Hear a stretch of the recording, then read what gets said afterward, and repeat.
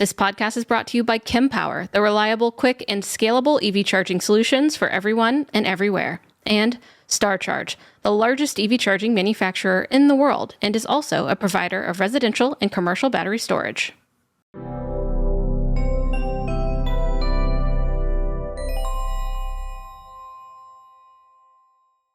Hello and welcome back to the Out of Spec podcast. We are joined today by me, of course, your host, Francie, Coleton from Out of Spec Detailing, and Jordan and Kyle from Out of Spec. So thank you all for hopping on. This is a bit of a last minute podcast because something exciting has happened in the EV space, believe it or not. And that is that the Model 3 Highland from Tesla, the Model 3 refresh, whatever you want to call it, is now available in North America. Or is it just the US? Either way, we're going to dive into all the details, why it's exciting, what's new, Kyle's driven it, all the above. So y'all, are you excited about this? Is this a big deal? Let me know. Model 3 was already fantastic. And I mean, multiple times today, Kyle was asked, what's your favorite Tesla? And Kyle's like, Model 3. Right. They're like, oh, but don't you have a Model S Plaid? And I'm like, yeah, but the Model 3's better. Well, Kyle's like, that's the one I just picked more, is the Model 3. Yeah. And so I already thought it was great. I already told a lot of people they should just buy one. And now it got better. And it is available in North America. Great. Thanks for checking that. And so it's available in North America. This is something that's new because it has been available in other countries. And in fact, Kyle, you have driven it. So can you tell me why, Jordan says you're telling everyone it's the best, but if the Model 3, what we knew, what Coleton has two of, was the best, what is improved upon in this refresh? Look, I called it the best car ever made. I think it's not the best car ever made for everyone, but I think on average, when you factor in price point, performance, handling characteristics, quality, infotainment, software, efficiency, and design, there's no better average of a vehicle. It is the default car. It used to be the BMW 3 Series because it was nice and reasonably priced. And now it's the Model 3. And especially now it's the upgraded Model 3. And I'm just going to give you a rundown on the North American specifications for this as shown on the Tesla North American page, which is the first thing they start with, built for distance. Goes up to 341 mile EPA estimated on single charge. This is likely in the long range all-wheel drive specification with the new 2024 EPA stuff that is harder to achieve. Jordan and I and the others, we actually had a quick meeting, ran into him, Eric Bach from Lucid, who's their chief technical officer. We were talking all about the EPA numbers for 2024, and Eric was awesome. Just super cool dude. I've known him for years, but it was really great to chat with him for a while. And he's like, these new EPA numbers are harder to achieve. And so, thought that was interesting. So anyway, 341 mile EPA range seems good. Improved ride comfort. I can confirm it has frequency response dampers. It rides great. So that's really wonderful. Tesla claims it's a more refined and relaxed ride quality thanks to a combination of stiffer body and updated suspension tuning. So that's their words. There are two new colors, Ultra Red and Stealth Gray. We knew this car was coming very soon because they released Model Y in Ultra Red and Stealth Gray just a few days ago. And the only reason they would do that to the paint shop is because I thought, okay, well, Model 3 Highland is coming. There's also a redesigned interior, according to them. I would say slightly updated interior, but so much higher quality. A lot of little details coming in here. And so you have more sophisticated materials, ventilated seats, and customizable ambient lighting, rear touchscreen for passengers in the back to control climate, heated seats, and enjoy entertainment. Also, I think they removed the middle seat from being heated. So in Coleton's Model 3s and mine, you can heat the middle rear. This one, I don't think you can. The center touchscreen now has smaller bezels, giving you more usable screen space. It's also brighter, higher contrast, and more responsive. And the rear seats are more comfortable as well. I can agree with all of those. The UI is great. The screen's great. Rear seats are great, more comfortable. And the sound system, I have not experienced other than the base car. I drove an LFP, but it's 17 speaker sound system with dual subwoofers, dual amplifiers, and Tesla says, obviously, it goes to 11, which is what we like to see. And, this is how a car company should market their stuff. And literally, they have these lines, and it just says super quiet cabin. I mean, like, you couldn't imagine BMW doing a press release that just says super quiet. BMW do a whole press release on the cabin noise. Yeah, they would say, okay, we've added this much sound material here and like blah, blah, blah percentages. This is fun. Okay. Tesla's totally different. I appreciate the approach. And 360-degree acoustic glass ensures silence inside the cabin no matter what is happening around you, and also significantly less road and wind noise. All things that I can confirm from my time driving the car. It's quieter than Cybertruck, I believe. Perhaps our Cybertruck wasn't great test, but I thought it was really quiet. The Highland that I drove, every material just feels a little bit more solid, a little bit more precision to it. The steering wheel is great. The horn is in the center. The UI is still benchmark in the class. And I mean, it really is just the already fantastic Model 3 just finally has an edge of quality to it and an edge of premiumness, which the cars needed. I mean, the early cars were pretty rattly, and there were some years that were like better than others. Everyone's like, oh, you got a early 2018. Those are the good ones. Or like, you got a 2021, whatever it is. And so I really hope that the Highland ones get, sort of the impression to everyone. My impression is just much, much higher quality than the outgoing model. Okay, so thank you for running through that. That's a lot of things that they have changed. What has stayed the same? I mean, we talked actually just to Max just now for the Out of Spec Guide channel, where he kind of just walked through what's different and what is the same. But yeah, Kyle, I mean, I can list it out, but do you know just off the top of your head what has not changed, which is pretty, important in an EV? Yeah, I mean, I think overall the general architecture of the car is roughly the same. Now, they say stiffer body now, which maybe indicates that perhaps the Model 3 North American version is actually getting giga castings. I don't know. It's possible that it is structurally a different car than the European model. And that would make sense because they're coming out of the Fremont factory, whereas the Euro cars were coming out of Shanghai. Pure speculation from my side, but I don't remember reading in the Euro press materials anything about the car being stiffer. So it's perhaps possible that it is some chassis, some body and white changes for the US version of the car. I think we were all kind of hoping for a little bit more from the Euro version rather than just suspension. So maybe now's the time. And what else has stayed the same? Well, the LFP rear wheel drive pretty much is the same. I believe there's a reduced top speed though. And then the long range version does not qualify for the tax credit. So what we don't know is what is that long range battery?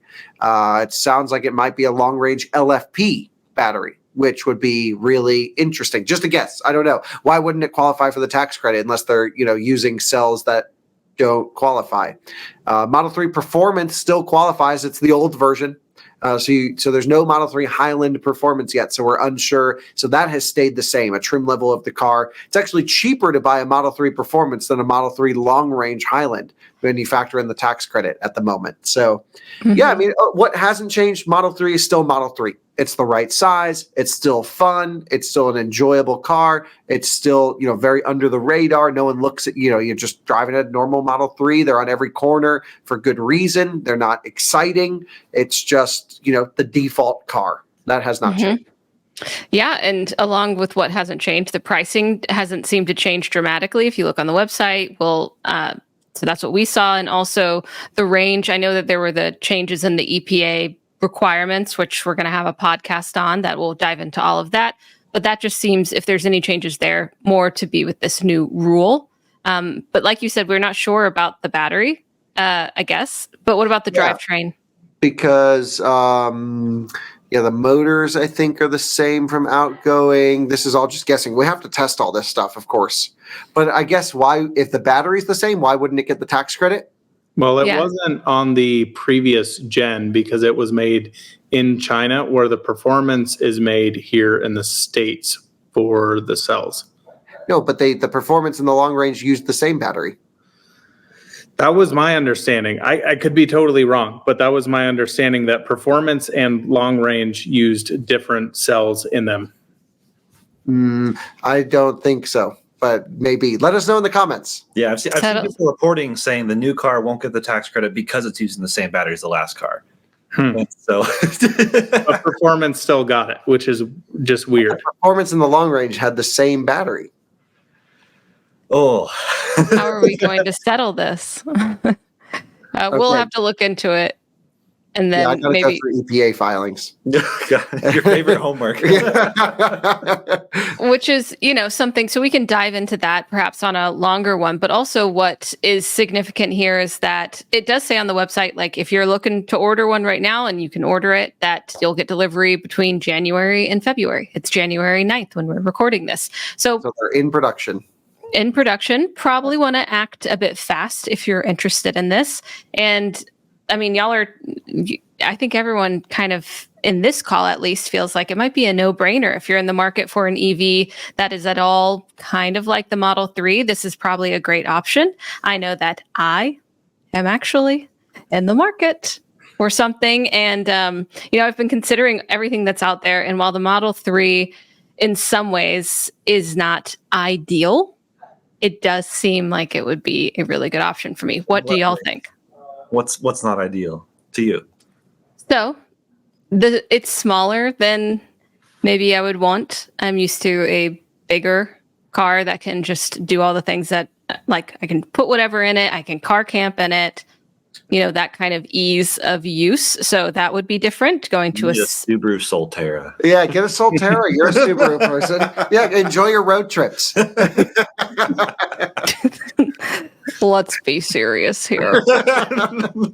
I mean, I think Kyle's proved that Model 3 is very usable with his performance he's had and all the previous variants of camping in it, taking doggos in it, hauling stuff around. I mean, car's very, very usable. Okay, so maybe that shouldn't be a deterrent. Y. You would get a Model Y? If I were you. But then I'd want all the updated things. Like the Model Y update is what I would personally be waiting for. See, that's the end all be all. Yes. Is like, it is the perfect vehicle. Yeah, Model Y, whenever they do this upgrade and give it all the Model 3 stuff.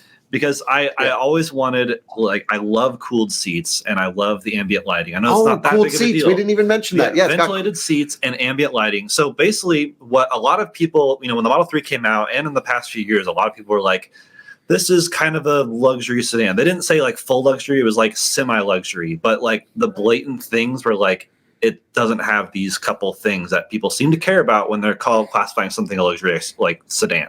Like this Lexus has ventilated seats and ambient lighting. Model 3 doesn't, so the Model 3 is not luxury. And now it's taking that extra step. The screen in the back, the ventilated seats, the ambient lighting. It's still not luxury. All those things are thrown into luxury vehicles though as luxury components. Sure, no like air suspension and like, but like they made the acoustics quieter. Like all these things that are attributed to luxury cars, they're like sprinkling them in. It is amazing how much you get for the money. And I really hope to hear the sound system, because if the Cybertruck sound system's anything to go by, the long range sound system must absolutely rip. I hope in the Model 3, because Model 3 long range, we've had some, we've done some road trips, you and I, in the Model 3 Performance. We're like, damn, this sound system rocks. CES 2 years ago, we got it really dialed in. It was right after they added the subwoofer separation update. Right. So yeah. I love that. The updates are great. I mean, at the end of the day, like, it's so funny. In our previous podcast, everyone was calling us Tesla haters for some reason. Now they're going to call us all Tesla lovers. I don't know. Yeah. It's just like we have no financial incentive to review any vehicle, especially Tesla. And it's just like Model 3 Highland is the benchmark. It charges well. It's got good range. It's got great driving comfort. It's got great acoustics now, to your point. It's got good features.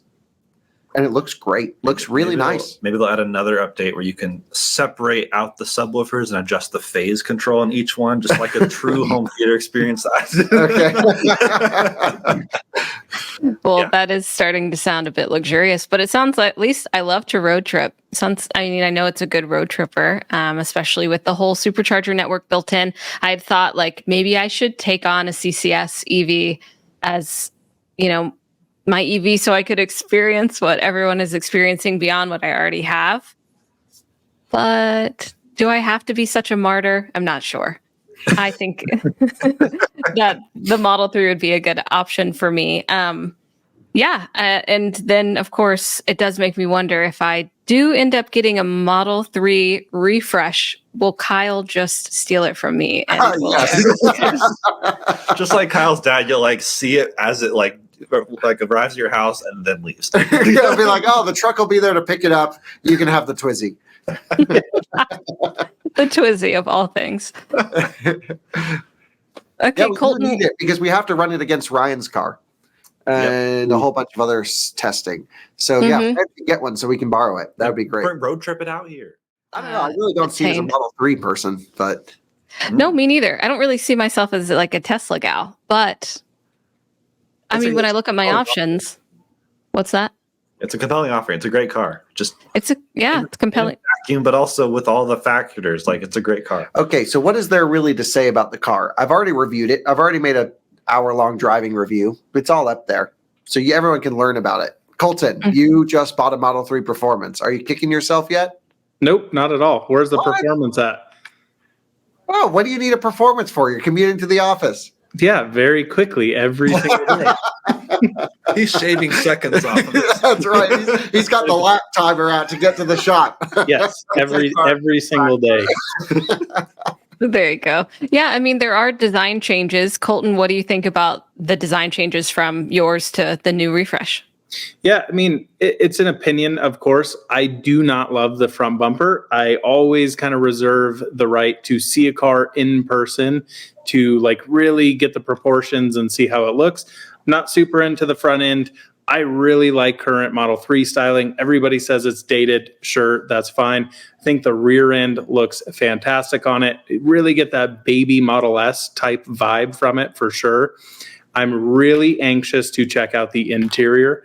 I know Kyle, when he called me, he's like, dude, this thing is sick. So nice. Yeah, for the money. For the money. I mean, Yes. like I can get into a Taycan and be like, oh, this is the way better car from a build quality, materials. But for the money, it's great.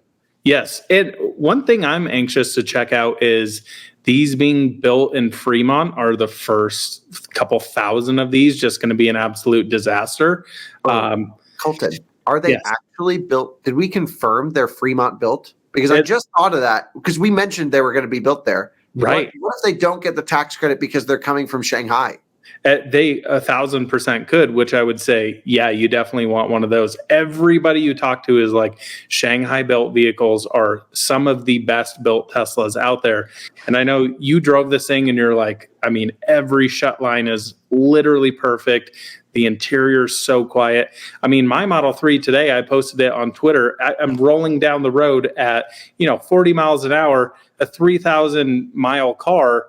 And it sounds like I'm driving a dump truck, like everything's rattling. And I'm just going, okay, time for service, I think. So I hope to see that these are better built than previous Model 3s out of Fremont. I've had 2 Fremont Model 3s and one was great. One has had a fair share of issues, to say the least. Yeah, I wonder. Know if that, sorry, Francie, I don't know if that Shanghai thing is worth spreading the rumor, but again, if it's the same battery pack as the Performance, and the Performance gets the tax credit, why would this one not? I don't. Or is it LFP? Or is it a different battery? Or am I missing something? No idea. But I know when you could, between January 1st and now, when you were ordering the all-wheel drive variant, you were not getting that tax incentive, but you still were on the Performance. But don't you think those people were just ordering a Highland? I'm not sure. I'm really not sure. I think they were. Probably has anyone who's ordered a car from January 1st taken delivery yet? And the answer is probably not. And they're probably getting a Highland. Yeah. Interesting thoughts there for sure. Yeah. And I mean, the delivery dates are not super far off. Does that tell us anything? A lot. A lot. Sorry, it's been CES day. We're goofy. You're fried. We just got back from Top Golf. Not that. Great. Not that We're just letting loose. So I'm just so surprised you're considering a Model 3. That was the last car I thought you were going to go even be interested in. Why? Because you can't put anything in it. Where are you going to put the dog? Where are you going to do all this stuff? Like a Model Y. 3 dogs in your Model. Yeah. I know, but a Model Y is just so much more practical. Well, but I don't even know when the Model Y refresh is going to come out, and that's what I would want. So I wait. Rivian R1T. Money, baby. Spending 4 times more. Yeah. Subaru. Yeah. Until the Model Y is what I would do. You could always just wait, like everyone does. And then keep waiting and keep waiting. Perpetual waiting. Yeah. Yeah. So, well, Francie, what do you think of the styling? I don't mind it. Yeah, I mean, That's what I think. They played it very safe. It's weird. Like it coming out about the same time as the Cybertruck. Cybertruck granted was They needed something that came out safe. Yeah, the Model 3 Highland, super safe. I think objectively good, but nothing's like super standout, which is probably why it doesn't really draw me to it very much, because I want like something kind of weird and quirky. And the outgoing Model 3 kind of felt like that to me. Like it was a little bit weird and quirky, but still a little bit safe. This one's just like even safer and just like kind of like cookie cutter appliance, but good looking. It's like a nice whirlpool. Yeah. Someone's like, "What kind of car do you drive?" I don't know. I don't know. It's electric. Yeah. I mean, I definitely want something that's inconspicuous and doesn't draw a lot of attention. So just get a Model 3. No one's looking at you if you drive a Model 3. That's for sure. That is my goal. I'm excited. Let us know what you think about it. People in the comments, were you waiting for this? Are you still going to wait for the Model Y? What's going on here? But I'm pretty sure I'm going to be making a decision on that pretty soon and hopefully be on some EV road trips right after. I really have people in the comments asking for a Francie Jordan road trip, so it's got to happen. There you go. That's true. Listen to the people around here. We listen to the community that we're fostering. They've got good ideas. Yeah. Thanks y'all for hopping on. Is there any questions we have a lot of questions kind of remaining on a few things with the Model 3. So we'll see how that comes along. But so far, I think what the exact US specifications are from a manufacturing and powertrain standpoint, how it compares to the Euro spec, if we're on the same tires. Lots of little things. I'm sure we can dig in more, and perhaps we'll do a follow-up episode where we haven't been talking to people for the last 14 hours. But it's been fun. Yeah. It's been pretty cool. I mean, we were just at the little Autel. We were with Autel, who gave us our DC charger. They had a little party. We went over to join them, and I was like, when Model 3 Highland launched, I was like, guys, check it out. And everyone was like, whoa! So bunch of nerds. Yeah. And they're obviously going to build NACS into all of their systems as well. Yeah. Correct? Yeah, they have it on display with NACS now at CES. Is everyone at CES having their NACS timeline? You know what? I don't think there's really many charging companies at CES other than Autel that are like super nice. You mean like personable or just like quality? both personable and quality. I don't know. Well, they might see you walk up and clam up a little bit. We've already had Kyle walk up to people and then just leave. The VinFast dude. I walked up. He's like, sorry, I got something to do. Yikes. Yep. No doubt. Yeah, I'm sure y'all are pretty drained from CES, but also sounds like there's some cool things going on there that hopefully we can cover on the Out of Spec podcast soon as well. So yeah, thank you, Coleton, Jordan, and Kyle for coming on to talk about the Model 3 Highland refresh coming on to the North American market. This has definitely been highly anticipated, and I'm excited to see these get on the road. Honestly, I think it's going to be fun to play with them. All right, we'll see you next time on the Out of Spec podcast.